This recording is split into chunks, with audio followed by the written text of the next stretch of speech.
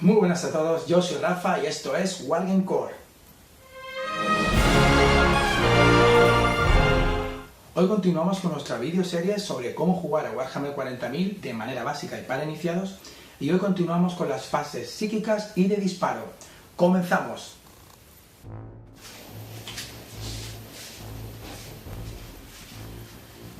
Pues continuamos con nuestro tutorial de cómo jugar a Warhammer 40.000 octava edición, prosiguiendo con la fase psíquica.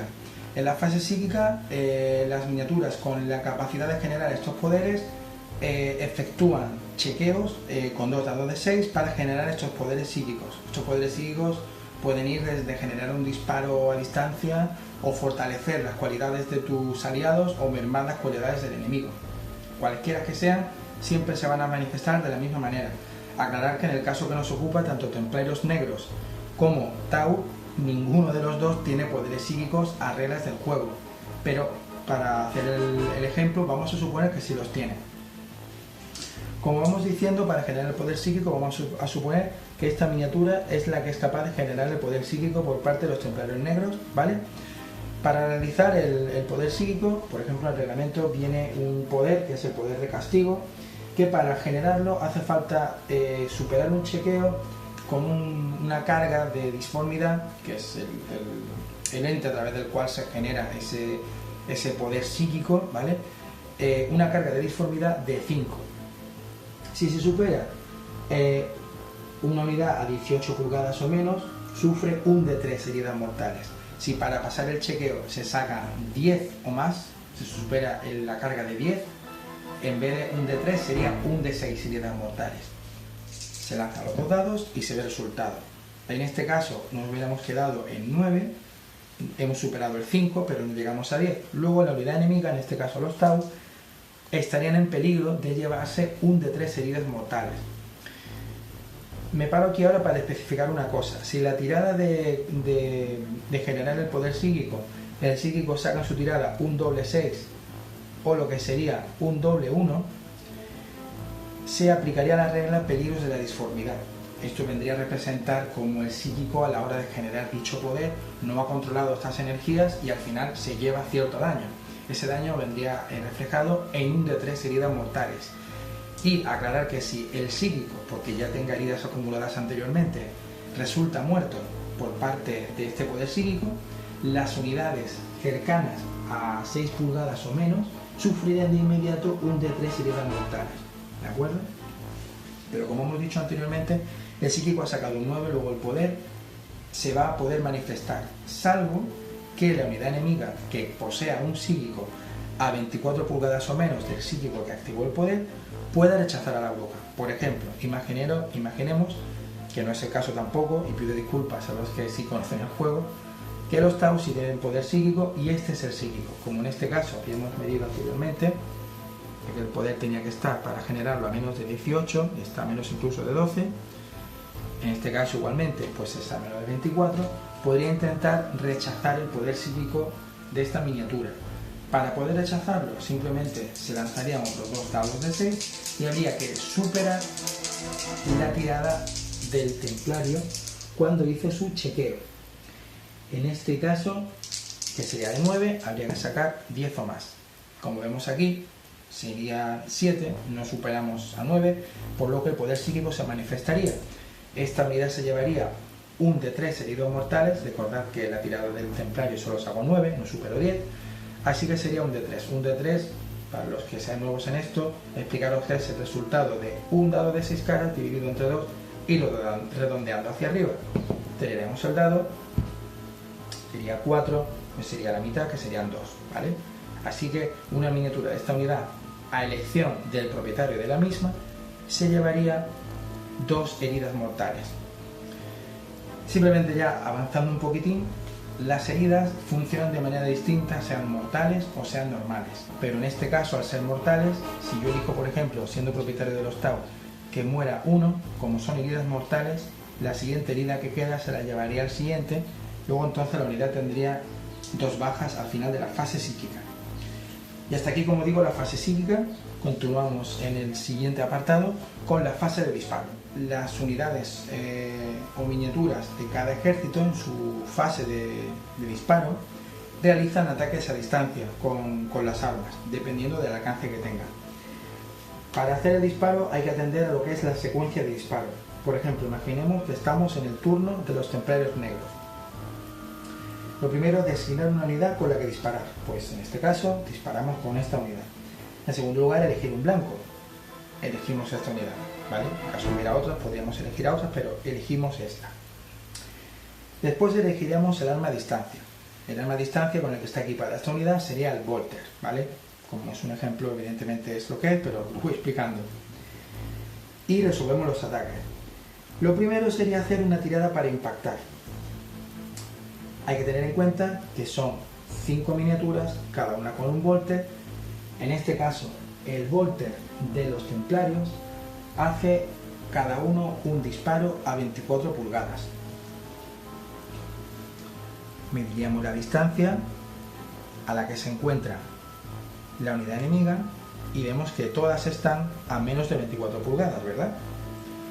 Pues en principio haríamos el disparo, que serían 5 dados, uno por cada arma que tiene cada templario, y haríamos una tirada. La tirada para impactar viene definida en el perfil de la miniatura. En el caso del perfil de los templarios negros, de los cruzados templarios negros, ellos tienen una habilidad de proyectiles de 3 o más. Eso significa que cada dado que saque un 3 o más habrá generado un impacto. Pues lanzamos los dados y, como vemos, esta sería la tirada. Habrían impactado 3 miniaturas, 2 se descartan. A continuación se hará la tirada para herir. Hemos hecho 3 impactos y habría que ver la resistencia y la fuerza que tiene tanto el arma de los templarios como la armadura de los Tau. Hay que tener en cuenta ahora lo siguiente. Los templarios, mejor dicho, su arma, el Volter, tiene una fuerza de 4. La resistencia de los Tau es de 3, es decir, fuerza 4 contra resistencia 3. Este sería el esquema básico del que hay que partir. Pues bien, ¿cómo sabemos si cada impacto ha herido? Pues de una manera sencilla. Si fuerza y resistencia son iguales, la tirada para conseguir la herida es de 4. Si la fuerza es mayor que la resistencia, se consigue con un 3 o más. Si la fuerza fuera menor que la resistencia, sería con un 5 o más. Y luego, para que fuera a 2 o más o a 6 o más, tendría que ser a 2 o más si la fuerza es el doble de la resistencia, y a 6 o más si la fuerza fuera la mitad de la resistencia. Parece un poco complicado, pero cuando veis el cuadrante se aclara. En el caso que nos ocupa, como la fuerza del arma de los templarios es un punto más grande solamente que la resistencia, se heriría a 3 o más. Así que lanzamos para herir y a 3 o más vemos que solamente habría 2 más de 3 y uno que fallaría. Con lo cual estaríamos hablando que la unidad de templarios le habría asestado 2 heridas a la unidad de Tau. El enemigo en este caso tendría que asignar las heridas. El jugador Tau, por ejemplo, decidiría, como suponemos en este caso, dependiendo de las circunstancias del juego, vamos a suponer que va a decidir que sean las bajas estas 2 miniaturas. Luego entonces las retira. Pero, cuidado, retirarlas no. Ha asignado las heridas.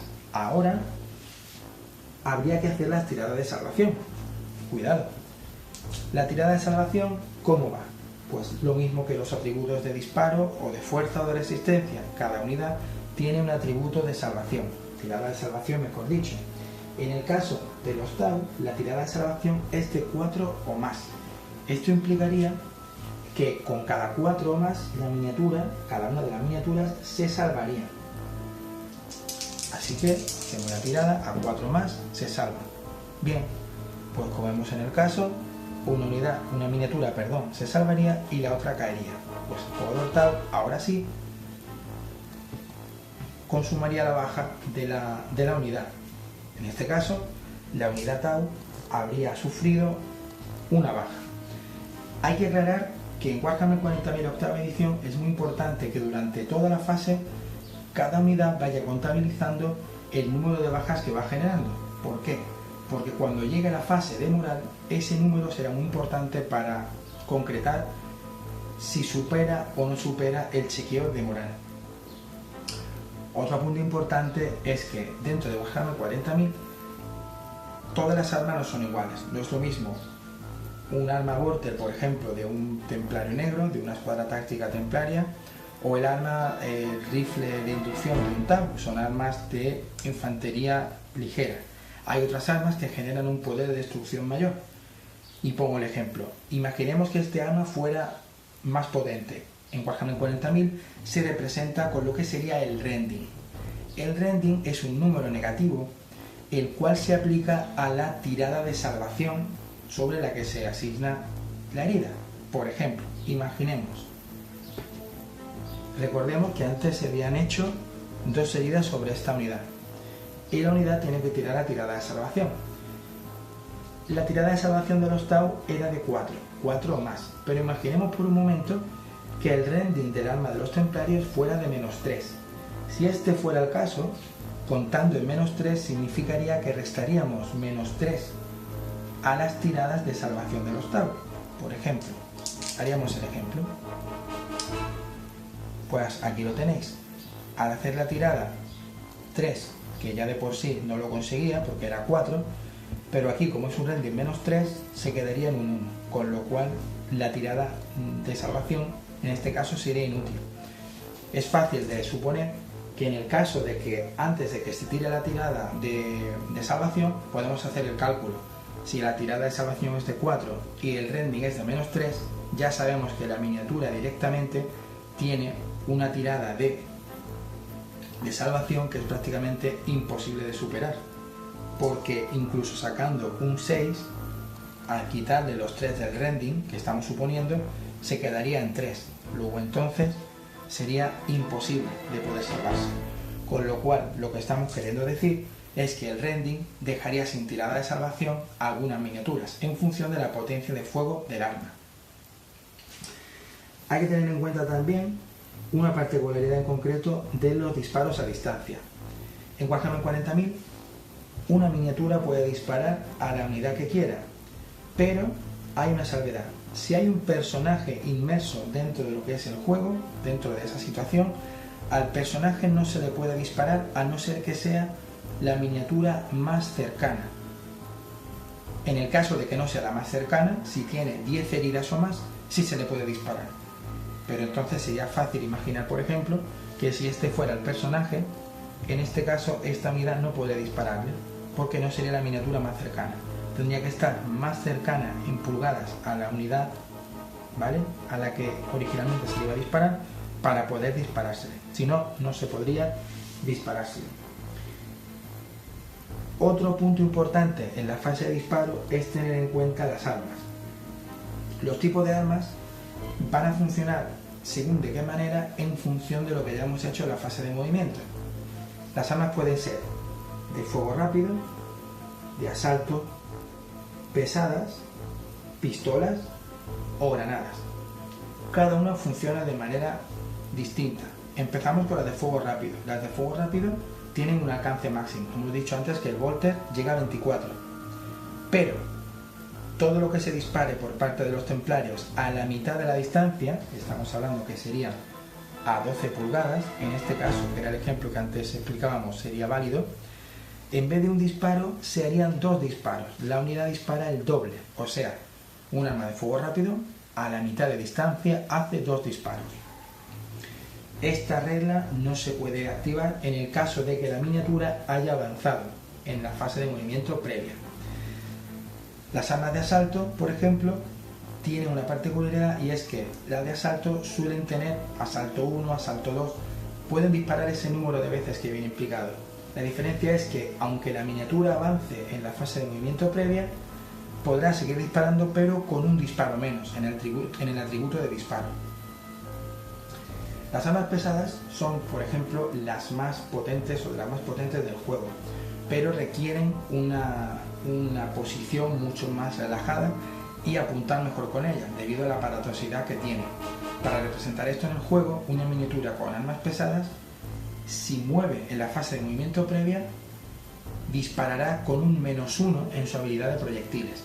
Por ejemplo, si esta unidad templaria impactaba con un 4, imaginemos que lleva un arma pesada, si mueve la fase de movimiento previa, al disparar, en vez de con un 4, necesitará un 5 para impactar a la unidad enemiga. Después, las granadas, cada vez que una unidad dispara, una única miniatura de la unidad que vaya equipada con ellas puede lanzarla en lugar de disparar ese arma.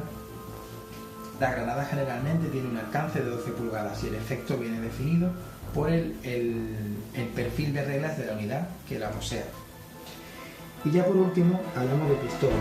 Las pistolas se puede disparar incluso si tiene unidades enemigas a 1 pulgada o menos de su propia unidad, pero debe elegir como blanco a la unidad más cercana.